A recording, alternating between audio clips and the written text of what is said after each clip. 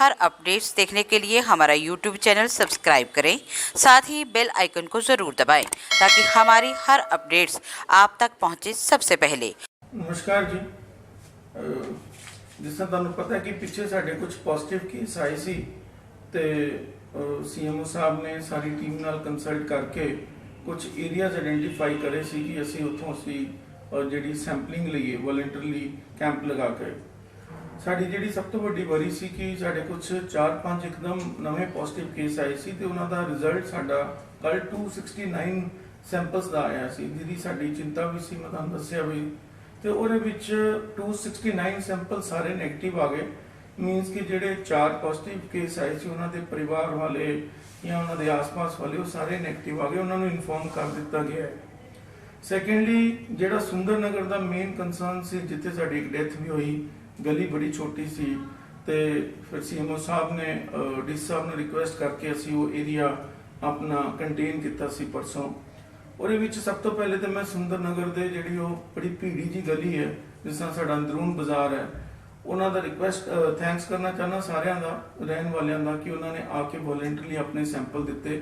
139 ਦੇ ਕਰੀਬ ਸੈਂਪਲ ਆਏ, ਉਹਦਾ ਅੱਜ ਰਿਜ਼ਲਟ ਆਇਆ ਜੀ। ਅਸੀਂ ਐਕਸਪੈਕਟ ਕਰ ਰਹੇ ਸੀ ਕਿ ਇਹਦੇ ਵਿੱਚੋਂ ਪੋਜ਼ਿਟਿਵ ਨਿਕਲਣਗੇ ਤੇ ਉਹਦੇ ਵਿੱਚੋਂ 8 ਪੋਜ਼ਿਟਿਵ ਨਿਕਲੇ ਨੇ।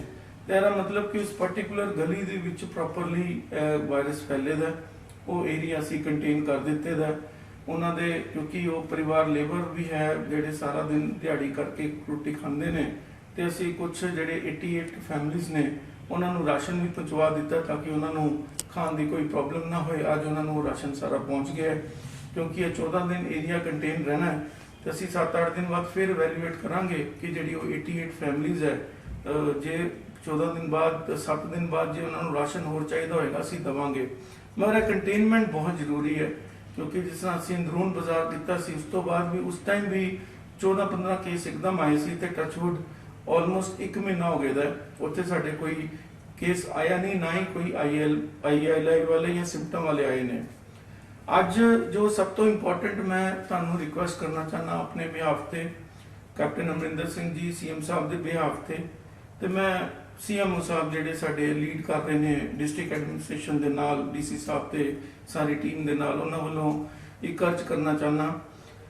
ਪਹਿਲੀ ਤੇ ਹੈ ਕਿ ਜਿਹੜਾ ਸਾਡੀ ਕੁਝ ਦਿਨਾਂ ਦੀ ਲਰਨਿੰਗ ਹੈ ਔਰ ਇਹ ਹੈ ਕਿ ਕਈ ਲੋਕ ਬਿਮਾਰ ਪੈ ਰਹੇ ਨੇ, ਸੈਲਫ ਟ੍ਰੀਟਮੈਂਟ ਕਰ ਰਹੇ ਨੇ ਤੇ ਮੈਂ ਵੀ ਕਈਆਂ ਨਾਲ ਗੱਲ ਕੀਤੀ ਹੈ।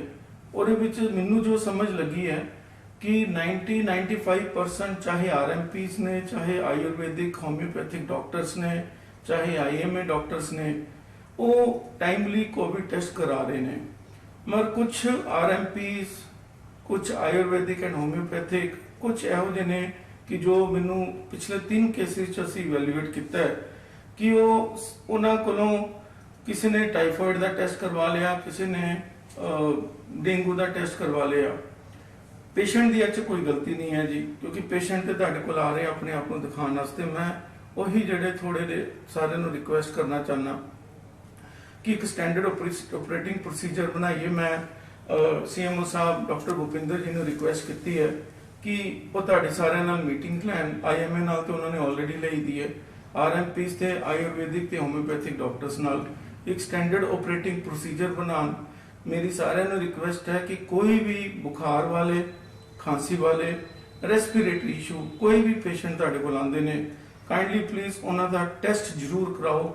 एक इंसानियत के तौर मसी होने के तौर पर प्लीज़ उन्होंने टेस्ट जरूर कराओ क्योंकि इस सोसाइटी च सारे लिंक्ड हाँ जी। असी आपस यह नहीं हो सकता कि एक नूं हो जाए तो कोई दूसरा बचेगा।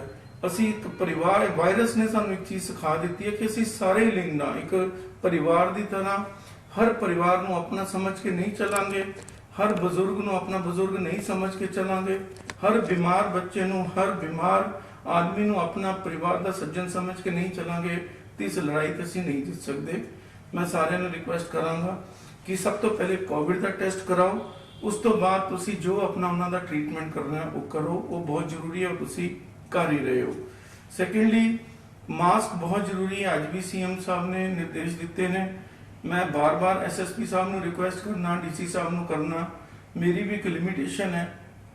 मैं सारिਆਂ ਨੂੰ ਵਪਾਰੀ ਭਰਾਵਾਂ ਨੂੰ ਇੱਕੋ रिक्वेस्ट करांगा, सारे ਜਿਹੜੇ भी रेस्टोरेंट वाले ने, ढाबे वाले ने, ਇੱਕੋ ਹੀ ਰਿਕੁਐਸਟ ਕਰਾਂਗਾ ਕਿ ਮਾਸਕ ਜਿਹੜਾ ਜੀ ਉਹ ਪਾਣਾ ਬਹੁਤ ਜ਼ਰੂਰੀ ਹੈ। ਤੁਸੀਂ ਪਾ ਕੇ ਰੱਖੋ, ਤੁਹਾਡੀ ਦੁਕਾਨ ਤੇ ਕੋਈ ਆਏ, ਤੁਹਾਡੇ ਢਾਬੇ ਤੇ ਕੋਈ ਆਏ, ਉਹ ਮਾਸਕ ਪਾ ਕੇ ਰੱਖੇ। ਪਲੱਸ ਇਹ ਦੁਕਾਨਦਾਰ ਦੀ ਜ਼ਿੰਮੇਵਾਰੀ ਹੈ ਜੀ, ਇਹ ਉਹਨਾਂ ਦੀ ਜ਼ਿੰਮੇਵਾਰੀ ਹੈ ਕਿ ਉਹਨਾਂ ਦੀ ਦੁਕਾਨ ਦੇ ਅੰਦਰ ਜਿੰਨਾ ਕੁ ਸਪੇਸ ਅਵੇਲੇਬਲ ਹੈ ਪ੍ਰੋਪਰ ਸੋਸ਼ਲ ਡਿਸਟੈਂਸਿੰਗ ਕਰਕੇ ਹੀ ਲੋਕ ਕਰ ਸਕਣ, ਕਿਉਂਕਿ ਇਹ ਸੀਐਮ ਸਾਹਿਬ ਦੀ ਨਵੀਂ ਇਨਸਟਰਕਸ਼ਨਸ ਆਈਆਂ ਕੈਪਟਨ ਅਮਰਿੰਦਰ ਸਿੰਘ ਜੀ ਨੇ ਲੋਕਾਂ ਦੀ ਸਿਹਤ ਨੂੰ ਮੱਦੇ ਨਜ਼ਰ ਰੱਖਦੇ ਹੋਏ, ਕਿਉਂਕਿ ਦਿਲ ਕਿਸੇ ਦਾ ਨਹੀਂ ਕਰਦਾ ਜੀ, ਕਿਉਂਕਿ ਇਹ ਸਾਨੂੰ ਜਿੰਨੀ ਦੇਰ ਤੱਕ ਅਸੀਂ ਇਹਦੇ ਰੂਲਸ ਨਹੀਂ ਬਣਾਵਾਂਗੇ ਉਨੀ ਦੇਰ ਤੱਕ ਅਸੀਂ ਬਚ ਨਹੀਂ ਪਾਵਾਂਗੇ। ਤੇ ਜੇ ਕਿਤੇ ਰੈਸਟੋਰੈਂਟ 'ਚ, ਕਿਤੇ ਹੋਟਲ ਵਿੱਚ, ਕਿਤੇ ਢਾਬੇ ਵਿੱਚ, ਕਿਤੇ ਦੁਕਾਨ ਦੇ ਵਿੱਚ ਜੇ ਕੋਈ ਮਾਸਕ ਨਹੀਂ ਪਾਉਂਦੇ ਜਾਂ ਸੋਸ਼ਲ ਡਿਸਟੈਂਸ ਮੇਨਟੇਨ ਨਹੀਂ ਕਰਦੇ, ਉਹਦਾ ਵੀ ਉਹਨਾਂ ਨੇ ਫਾਈਨ ਰੱਖਿਆ। ਫਾਈਨ ਲਾਣਾ ਸਾਡਾ ਕੋਈ ਪ੍ਰਾਇੋਰਟੀ ਨਹੀਂ ਹੈ, ਕਿਉਂਕਿ ਸਰਕਾਰ ਨੇ ਕੋਈ ਅਮੀਰ ਨਹੀਂ ਹੋ ਜਾਣਾ ਜੀ ਇਹ 2-2 3-3 ਹਜ਼ਾਰ ਦੇ ਜਾਂ 500 ਦੇ ਫਾਈਨ ਲਗਾ ਕੇ। ਮੇਰੀ ਇੱਕੋ ਹੀ ਰਿਕੁਐਸਟ ਹੈ, ਇਹ ਸਿਰਫ ਇੱਕ ਇੰਡੀਕੇਸ਼ਨ ਹੈ ਦੱਸਣ ਵਾਸਤੇ ਕਿ ਬਹੁਤ ਹੀ ਸੀਰੀਅਸ ਬਿਮਾਰੀ ਹੈ।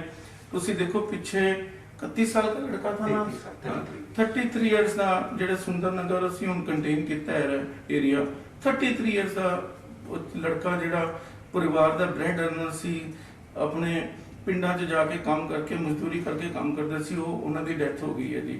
ਤੇ ਮੈਂ ਸਾਰਿਆਂ ਨੂੰ ਇਹੀ ਰਿਕੁਐਸਟ ਕਰਾਂਗਾ, ਪਲੱਸ ਇੱਕ ਕੋਵਾ ਪੰਜਾਬ ਐਪ ਜ਼ਰੂਰ ਡਾਊਨਲੋਡ ਕਰੋ। ਅਸੀਂ ਤਾਂ ਤੁਹਾਨੂੰ ਦੱਸਦੇ ਰਹਿੰਦੇ ਆ, ਕਿਉਂਕਿ ਕਿੱਥੇ ਕਿੱਥੇ ਐਕਟਿਵ ਕੇਸ ਨੇ ਉਹ ਸਾਰਿਆਂ ਨੂੰ ਪਤਾ ਹੋਣਾ ਬਹੁਤ ਜ਼ਰੂਰੀ ਹੈ, ਕਿਉਂਕਿ ਸਾਡੀ ਜੋ ਲਰਨਿੰਗ ਵੀ ਹੋ ਰਹੀ ਹੈ, ਜੋ ਮੇਰੀ ਸੀਐਮਓ ਸਾਹਿਬ ਨਾਲ ਡਿਸਕਸ਼ਨ ਵੀ ਹੋਈ ਹੈ, ਰੋਜ਼ ਅਸੀਂ ਕਰਨੇ ਆ, ਕੇਸਿਸ ਵੀ ਉੱਥੋਂ ਹੀ ਆ ਰਹੇ ਨੇ ਜਿੱਥੇ ਆਲਰੇਡੀ ਪਹਿਲੇ ਕੇਸਿਸ ਆ ਚੁੱਕੇ ਦੇ ਨੇ। ਤੇ ਤੁਸੀਂ ਕੋਵਾ ਐਪ ਦੇ ਥਰੂ ਕਿਤੇ ਵੀ ਮੂਵ ਕਰਦੇ ਇੱਕ ਵਾਰੀ ਸਵੇਰੇ ਜ਼ਰੂਰ ਦੇਖਿਆ ਕਰੋ ਕਿ ਪਠਾਨਕੋਟ 'ਚ ਐਕਟਿਵ ਕੇਸਿਸ ਕਿੱਥੇ ਨੇ। ਜੇ ਤੁਸੀਂ ਹਿਮਾਚਲ ਜਾਂਦੇ ਹੋ, JNK ਜਾਂਦੇ ਹੋ, ਅੰਮ੍ਰਿਤਸਰ ਜਾਂਦੇ ਹੋ, ਜਲੰਧਰ ਜਾਂਦੇ ਹੋ, ਕਿਤੇ ਵੀ ਆਊਟਸਾਈਡ ਪਠਾਨਕੋਟ ਵੀ ਜਾਂਦੇ ਹੋ, ਮੇਰੀ ਰਿਕੁਐਸਟ ਹੈ ਕਿ ਉਸ ਐਪ ਦੇ ਥਰੂ ਕਿਸੇ ਕਾਲੋਨੀ 'ਚ ਜਾ ਰਹੇ ਹੋ, ਉੱਥੇ ਉਹਨਾਂ ਦੇ ਐਕਟਿਵ ਕੇਸਿਸ ਜ਼ਰੂਰ ਦੇਖਿਆ ਕਰੋ ਕਿ ਐਕਟਿਵ ਕੇਸਿਸ ਕਿੱਥੇ ਨੇ। ਜੇ ਉਸ ਏਰੀਆ ਵਿੱਚ ਹੌਟਸਪੌਟ 'ਚ ਤੁਸੀਂ ਜਾ ਰਹੇ ਹੋ, ਚਾਹੇ ਸਿਟੀ ਦੇ ਜਾਂ ਡਿਸਟ੍ਰਿਕਟ ਪਠਾਨਕੋਟ ਦੇ ਵੀ, ਉਹਨੂੰ ਪਲੀਜ਼ ਤੁਸੀਂ ਦੇਖ ਕੇ ਜਾਓ।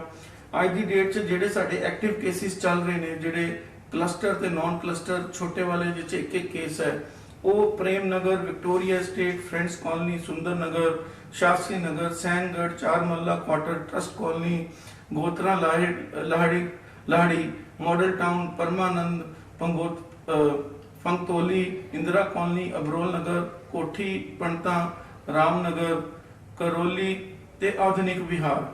इस जगह च या ते एक केस है या दो केस है, क्योंकि आज की डेट च 44 एक्टिव केस ने। ते यह चीज इस एरिया च कोई भी बंदा जा रहा है जी, अपना प्लीज ध्यान रख के जाए। बाकी मैं दुआ तो सारे लोगों को यही रिक्वेस्ट करांगा, मास्क पा के रखो जी, सोशल डिस्टेंस मेनटेन करो। ते नाल जे सिम्पटम आंदा है, जे तुहानू डॉक्टर्स नहीं भी सजेस्ट किसी तरीके नाल कर पाते या RMP या आयुर्वेदिक या होम्योपैथिक, प्लीज असी आपे वॉलंटरीली जाके अपना सैंपल दीजिए। जिस तरह के साडे MLA सर ने क्या है और CM सर ने भी क्या है कि 3 चीज़ें बहुत जरूरी है, एक मास्क पाना, दूसरा सोशल डिस्टेंसिंग और तीसरा हैंड वाशिंग। इस तो अलावा मैं फिर रिक्वेस्ट करांगा, दोबारा एंडोर्स करांगा साडा व्यू कि जे सपोज कर लो ਕਿਸੇ ਬੰਦੇ ਨੂੰ ਫੀਵਰ ਹੁੰਦਾ ਤਾਂ ਐਟ ਦਾ ਅਰਲੀਐਸਟ ਜਿਹੜਾ ਸਾਡੇ ਕੋਲ ਆ ਜਾਣ। ਅਸੀਂ ਦੇਖ ਰਹੇ ਹਾਂ ਕਿ ਜਿਹੜੇ ਸਾਡੇ ਕੋਲ ਲੇਟ ਆਉਂਦੇ ਆ, ਜਿਨ੍ਹਾਂ ਨੂੰ 6-7 ਦਿਨ ਦਾ 8 ਦਿਨ ਦਾ ਫੀਵਰ ਹੋ ਜਾਂਦਾ ਹੈ, ਉਹ ਜਾ ਕੇ ਇਨਵੇਰੀਏਬਲੀ ਉਹ ਜਿਹੜੇ ਆ ਸੀਰੀਅਸਨੈਸ ਦੇ ਵਿੱਚ ਲੈਂਡ ਕਰਦੇ ਆ, ਉਹਨਾਂ ਦੀ ਸੀਵੀਅਰਿਟੀ ਵੱਧ ਜਾਂਦੀ ਹੈ। ਸੋ ਇਸ ਲਈ ਮੇਰੀ ਰਿਕੁਐਸਟ ਹੈ ਕਿ 1-2 ਦਿਨ ਦਾ ਵੀ ਫੀਵਰ ਆ ਕੇ ਤੇ ਆ ਕੇ ਟੈਸਟ ਕਰਵਾ ਲਓ, ਜਿਹੜਾ ਅਸੀਂ ਫ੍ਰੀ ਆਫ ਕਾਸਟ ਕਰ ਰਹੇ ਹਾਂ।